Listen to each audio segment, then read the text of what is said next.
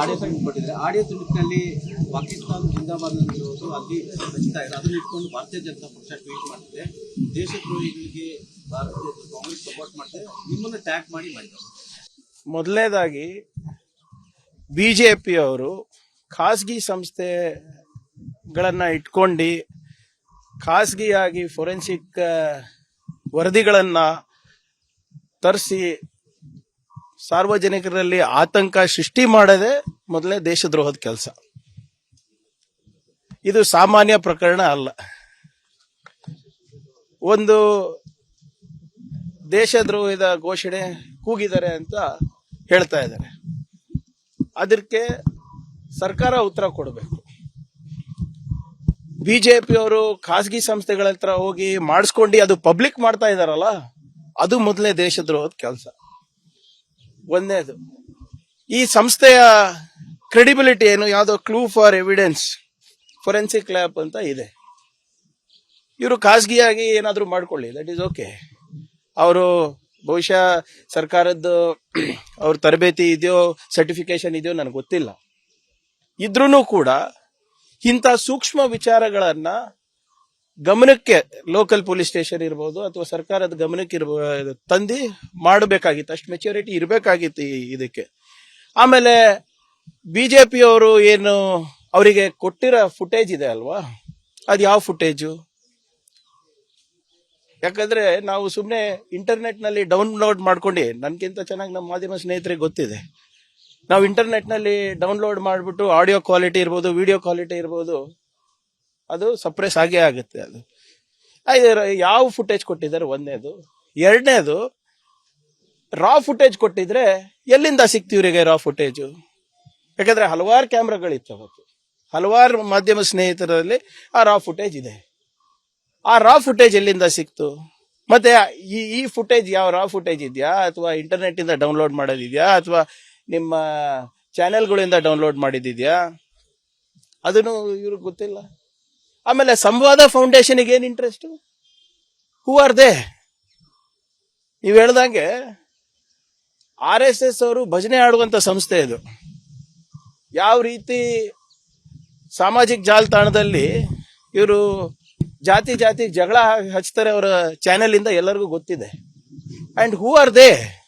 ಇವ್ರು ಯಾರು ಫುಟೇಜ್ ಕೊಡಕ್ಕೆ? ಇವ್ರು ಯಾರು ಸೈಬರ್ ಫೊರೆನ್ಸಿಕ್ ಮಾಡ್ಸಕ್ಕೆ? ಆಡಿಯೋ ಸೈಟ್ ಕೊಟ್ಟಿದ್ರೆ ಆಡಿಯೋ ತುಣುಕಿನಲ್ಲಿ ಪಾಕಿಸ್ತಾನ ಜಿಂದಾಬಾದ್ ಅಂತಿರೋದು ಅಲ್ಲಿ ರಚಿತಾ ಇದೆ. ಅದನ್ನ ಇಟ್ಕೊಂಡು ಭಾರತೀಯ ಜನತಾ ಪಕ್ಷ ಟ್ವೀಟ್ ಮಾಡ್ತಿದೆ.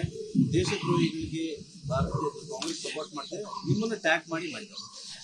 ಮೊದಲನೇದಾಗಿ ಬಿಜೆಪಿಯವರು ಖಾಸಗಿ ಸಂಸ್ಥೆಗಳನ್ನ ಇಟ್ಕೊಂಡು ಖಾಸಗಿಯಾಗಿ ಫೊರೆನ್ಸಿಕ್ ವರದಿಗಳನ್ನ ತರಿಸಿ ಸಾರ್ವಜನಿಕರಲ್ಲಿ ಆತಂಕ ಸೃಷ್ಟಿ ಮಾಡದೆ ಮೊದಲನೇ ದೇಶದ್ರೋಹದ ಕೆಲಸ. ಇದು ಸಾಮಾನ್ಯ ಪ್ರಕರಣ ಅಲ್ಲ. ಒಂದು ದೇಶದ್ರೋಹದ ಘೋಷಣೆ ಕೂಗಿದ್ದಾರೆ ಅಂತ ಹೇಳ್ತಾ ಇದ್ದಾರೆ. ಅದಕ್ಕೆ ಸರ್ಕಾರ ಉತ್ತರ ಕೊಡಬೇಕು. ಬಿಜೆಪಿಯವರು ಖಾಸಗಿ ಸಂಸ್ಥೆಗಳ ಹತ್ರ ಹೋಗಿ ಮಾಡಿಸ್ಕೊಂಡು ಅದು ಪಬ್ಲಿಕ್ ಮಾಡ್ತಾ ಇದಾರಲ್ಲ, ಅದು ಮೊದಲನೇ ದೇಶದ್ರೋಹದ ಕೆಲಸ. ಒಂದನೇದು, ಈ ಸಂಸ್ಥೆಯ ಕ್ರೆಡಿಬಿಲಿಟಿ ಏನು, ಯಾವುದೋ clue for evidence forensic lab ಅಂತ ಇದೆ. ಇವರು ಖಾಸಗಿಯಾಗಿ ಏನಾದರೂ ಮಾಡ್ಕೊಳ್ಳಿ, ದಟ್ ಈಸ್ ಓಕೆ. ಅವರು ಬಹುಶಃ ಸರ್ಕಾರದ್ದು ಅವ್ರ ತರಬೇತಿ ಇದೆಯೋ ಸರ್ಟಿಫಿಕೇಶನ್ ಇದೆಯೋ ನನಗೆ ಗೊತ್ತಿಲ್ಲ. ಇದ್ರೂ ಕೂಡ ಇಂಥ ಸೂಕ್ಷ್ಮ ವಿಚಾರಗಳನ್ನ ಗಮನಕ್ಕೆ ಲೋಕಲ್ ಪೊಲೀಸ್ ಸ್ಟೇಷನ್ ಇರ್ಬೋದು ಅಥವಾ ಸರ್ಕಾರದ ಗಮನಕ್ಕೆ ತಂದು ಮಾಡಬೇಕಾಗಿತ್ತು. ಅಷ್ಟು ಮೆಚ್ಯೂರಿಟಿ ಇರಬೇಕಾಗಿತ್ತು ಇದಕ್ಕೆ. ಆಮೇಲೆ ಬಿಜೆಪಿಯವರು ಏನು ಅವರಿಗೆ ಕೊಟ್ಟಿರೋ ಫುಟೇಜ್ ಇದೆ ಅಲ್ವಾ, ಅದು ಯಾವ ಫುಟೇಜು? ಯಾಕಂದ್ರೆ ನಾವು ಸುಮ್ಮನೆ ಇಂಟರ್ನೆಟ್ ನಲ್ಲಿ ಡೌನ್ಲೋಡ್ ಮಾಡ್ಕೊಂಡು, ನನ್ಗಿಂತ ಚೆನ್ನಾಗಿ ನಮ್ಮ ಮಾಧ್ಯಮ ಸ್ನೇಹಿತರಿಗೆ ಗೊತ್ತಿದೆ, ನಾವು ಇಂಟರ್ನೆಟ್ ನಲ್ಲಿ ಡೌನ್ಲೋಡ್ ಮಾಡಿಬಿಟ್ಟು ಆಡಿಯೋ ಕ್ವಾಲಿಟಿ ಇರ್ಬೋದು, ವಿಡಿಯೋ ಕ್ವಾಲಿಟಿ ಇರ್ಬೋದು, ಅದು ಸಪ್ರೆಸ್ ಆಗೇ ಆಗುತ್ತೆ. ಅದು ಯಾವ ಫುಟೇಜ್ ಕೊಟ್ಟಿದ್ದಾರೆ ಒಂದನೇದು. ಎರಡನೇದು, ರಾ ಫುಟೇಜ್ ಕೊಟ್ಟಿದ್ರೆ ಎಲ್ಲಿಂದ ಸಿಕ್ತಿ ಇವರಿಗೆ ರಾ ಫುಟೇಜು?